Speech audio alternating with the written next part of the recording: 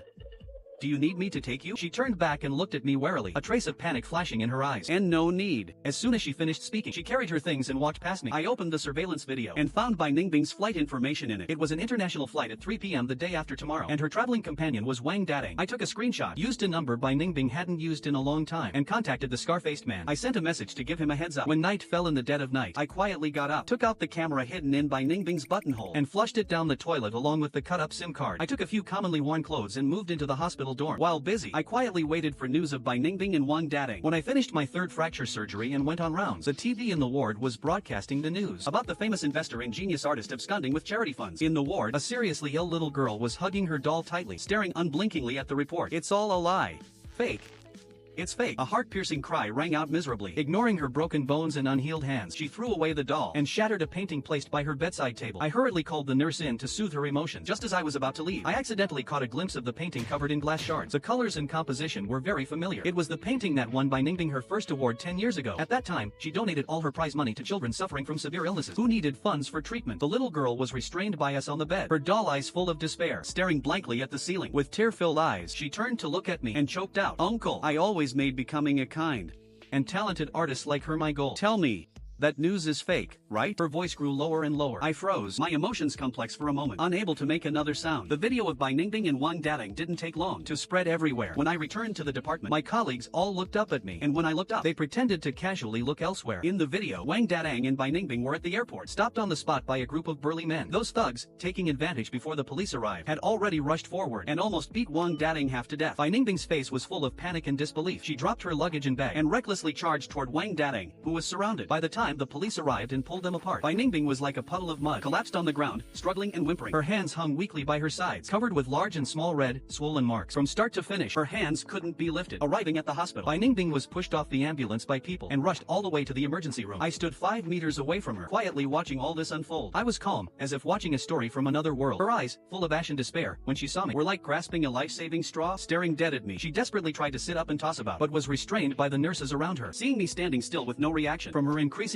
desperate and fierce eyes, I read 2 words: save me. I am the best orthopedic surgeon in this hospital. I've performed bone healing surgeries big and small, but a few days earlier, when she and Wang Dating plotted to abscond with the funds, I had already finished my shifts. The person doing surgery for her tonight was not me. All I could do was watch her go. The next day, genius artist's hands fractured surged to the trending topics. At this time, Bai Ningbing, after her surgery, had already woken up. She lay on the hospital bed in near despair, her face covered in deathly stillness. I went in for rounds as usual. Upon seeing me, she seemed to wake up from her despair. Staring dead at me, she questioned sharply, "Did you do this?" She lunged at me like a madman, her eyes filled with terrifyingly angry bloodshot veins. I looked up and said indifferently, "Do you have proof? Also, didn't you say you were going to an art exhibition? Why was Wang Dating with you?" Hearing me mention Wang Dating, she was instantly left speechless. The anger that just flared up was helplessly suppressed. "Your attending doctor told me that the fractures in your hands are severe. The hope for a full recovery is slim. Look out for yourself." I finished recording and prepared to leave. Bai Ningbing suddenly got up, instinctively trying to grab the hem of my shirt, but she forgot the injuries on her hands. Losing her balance, she fell heavily to the floor. "Fang Yuan, please help me, okay? I only have you now. You are the best orthopedic surgeon. You must have a way, right? I'm someone destined to be an artist. My hands can't be ruined." Her hair was messy, kneeling on the ground. Her eyes were full of helplessness and panic. I squatted down, looked at her carefully, smiled and said to her, "I forgot to tell you, I'm about to resign from this hospital and prepare to study abroad. Rest and recuperate well. There will be hope." I stepped past her, strode forward and left the ward. "Fang Yuan, how dare you treat me like this? How dare you?" Bai Ningbing's heart-wrenching cries were isolated in that small ward. That roar and scream nearing despair reminded me that there was once someone at death's door who also refused to believe that his own wife would harm him to death for the sake of another. Ever since Wang Dating entered the police station, he never came out again. Actually, him posing as an overseas buyer previously, buying Bai Ningbing's paintings at high prices, was just to launder the money from illicit operations. Later, he absconded with the funds, and the company's clients all chased after him, surrounding the company building every day, and the money on Bai Ningbing had already been quietly swept away by Wang Dating. Not a cent left. I even told these news to Bai Ningbing to hear. "Your previous business partners, after hearing about your injury, have all terminated their contracts with you. For the next few decades, decades, they probably won't cooperate with you again. Bai Ningbing looked at me in disbelief. She questioned fiercely. Say that again. I smiled, looked up at her, and said, it's highly likely you'll never be able to paint again. Your current condition is truly unoptimistic. You'd better just rest and recuperate. Stop thinking about painting. Right after, I took out a drafted divorce agreement and placed it by the table. Sign it. Once you're discharged, I'll come take you to the Civil Affairs Bureau. Bai Ningbing panicked visibly to the naked eye. Staring blankly at that divorce agreement, she turned to look at me in absolute disbelief. When she spoke, even the corners of her mouth were trembling. Fong Yuan, do you really want to divorce me? Are you really going to be this heartless? She grew emotional, instantly sat up from the bed, and closed in on me. Our feelings from all these years, are you just tossing them away just like that? And my father, have you forgotten your promise to him? I looked at her coldly, trying my best to restrain a heart full of anger, and spoke coldly. I said it. You're not worthy to mention my mentor. On the day my mentor was buried, do you remember what you were doing? My hands gripped tightly into fists, recalling the scene back then. On the day my mentor was buried, Bai Ningbing was celebrating Wang Dating's dog's birthday. He was diligent his whole life, and when he passed, nearly 100 students came to mourn him. The only one missing was the person he loved all his life, his only flesh and blood. Bai Ningbing shook her head, and like a madwoman right in front of me, swept the divorce agreement onto the floor, and stomped on it fiercely. Looking at me confidently, she said, you want to divorce me? No way. If it weren't for my father, you'd be absolutely nothing right now. I had anticipated this, so I wasn't anxious. I just patiently took out from behind a whole stack of drafted divorce agreements. You cheated during the marriage. You are the at-fault party. If you're unwilling to divorce by agreement, then I will go through the legal process. By then, you won't get a single thing. With those words, Bai Ningbing stood rooted to the spot. I had no patience to wait for her answer, so I left the ward, waiting until the day Bai Ningbing was discharged. The nurse told me she was gone. I searched the whole hospital, but couldn't find her. When I returned home to check, I found the house brightly lit. She had hired someone to prepare a lavish dinner. She sat quietly at the dining table, waiting for me. On the table were candles I bought last year to celebrate our anniversary that weren't fully used. The moment I walked in, the orange-red candlelight felt blinding. Fong Yuan, you're back. It's just done. Come have a taste. On Bai Ningbing's pale face, she forced a smile and warmly waved me over. It felt so incredibly foreign to me. Come to think of it, we haven't sat down to eat together in a long time. She looked at me attentively and as if nothing had happened, made small talk. She arduously brought out wine from the cabinet. I just shot her a flat glance. After the fire at home, you were always busy taking care of Wang Dadang. Naturally, there was no chance. What?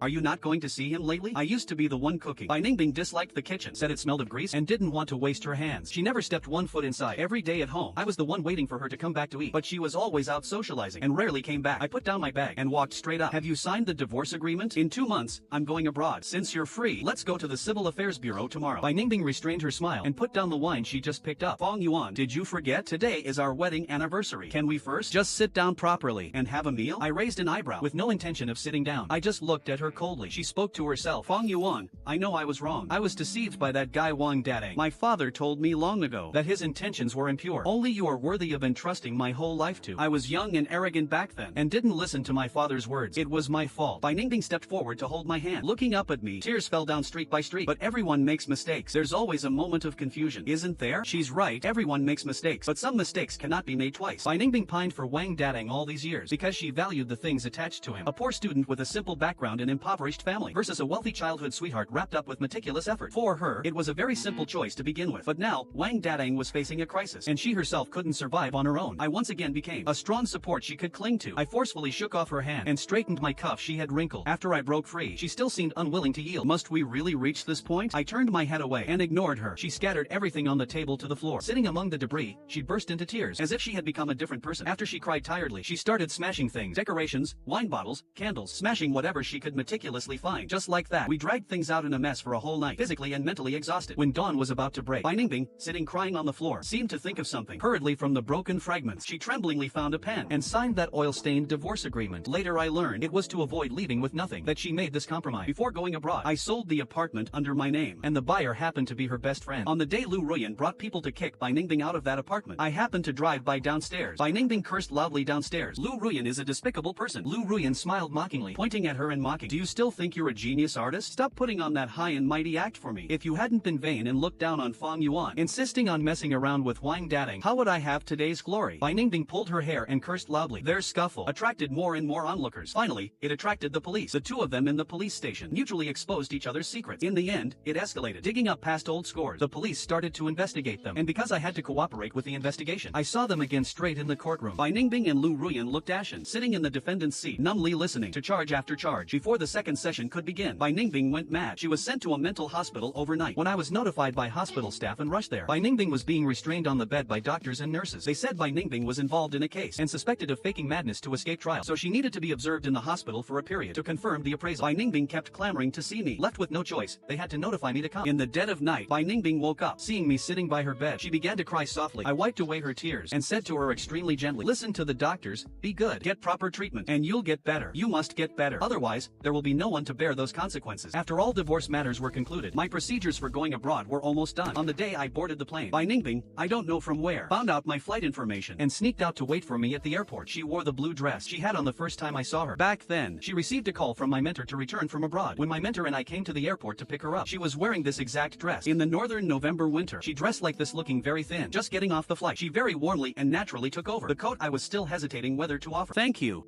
good student." Back then, her brows and eyes were expressive, a smile on her lips, her whole person possessing an indescribable vibrancy. Her long hair was casually tied into a bun, and a few strands that fell down brushed past my fingertips, offering the coat. I had already seen her paintings at my mentor's place long ago. The colors were flamboyant and rich, vitality splashing like water. When I truly saw her, I realized she was just like the paintings under her brush, extremely vibrant. To the silent and rigid me back then, it produced an unspeakable attraction. But seeing her now, wearing this dress and appearing there, both the person and the dress looked incredibly pale. I didn't give her a chance to say goodbye to me, nor did I want to engage in any more meaningless entanglement and awkward small talk. I stood in a corner and dialed the hospital's number, telling the orderly to remember to pick her up. After hanging up the phone, I got a cup of hot water. Feeling a tingling, burning pain transmitting straight from the tip of my tongue, I could finally tell myself with peace of mind, all this